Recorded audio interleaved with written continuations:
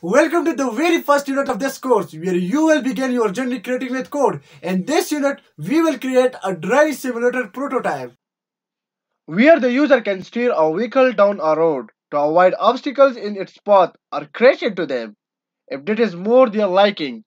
And don't worry, you will also make like this and you will control the player at the end of this unit. As you create this prototype, you will learn programming fundamentals to implement player control. To accomplish this, you'll have to take some input from the user. Maybe they are pressing the keys or using mouse or joystick and translate that into some action in the 3D environment. I probably don't have to explain to you how important player control is. Pretty much every game or interactive experience ever made gives the player control over something in the environment, otherwise the player wouldn't have much to do.